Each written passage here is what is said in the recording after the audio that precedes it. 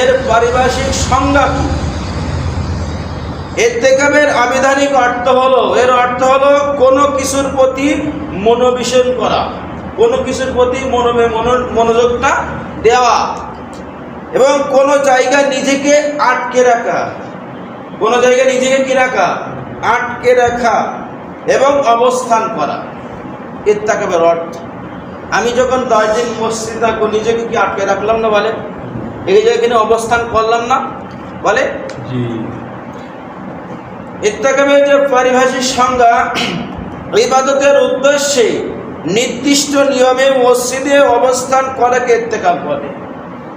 এর উদ্দেশ্যে, ইবাদতের উদ্দেশ্যে নির্দিষ্ট জায়গায় মসজিদে ইত্তেকাব করা, একেই বলা হয় ইত্তেকাব। এই জন্য আমরা ইত্তেকাবের নিয়ত করার চেষ্টা করবো মহল্লা থেকে, একজন হোক দুজন হোক, চেষ্টা করবো মহল্লা থেকে থাকার জন্য। এবং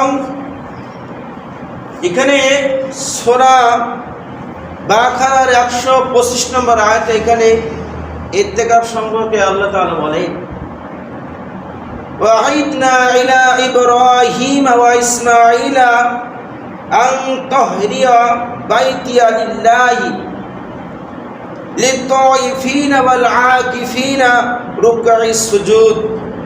আল্লাহ তাআলা এখানে ইব্রাহিম আলাইহিস সালাম তার পুত্র ইসমাঈল আলাইহিস সালামকে বলেন, আর আমি ইব্রাহিম এবং ইসমাঈলকে আদেশ করেছিলাম যে আমার গৃহকে, আমার কাবাকে, কি বাইতুল্লাহ, আমার কাবা বাইতুল্লাহ গৃহকে তোমরা তাওয়াফকারী, কিকারী? তাওয়াফকারী এবং ইবাদতকারী ও রুকু সিজদাকারীদের জন্য পবিত্র রাখো। বলে সুবহানাল্লাহ। তাহলে এখানে ইত্তেকাব পারে এই সেখানে বলেন, আল্লাহ তাআলা বলেন তোমরা এদের জন্য পবিত্র রাখো কাবা শরীফকে। এখানে 4000 বছর আগে, কয় বছর? 4000 বছর আগের ঘটনা আল্লাহ তাআলা এখানে তুলে ধরেছেন। এই জন্য ইত্তেকাবের খুব গুরুত্ব।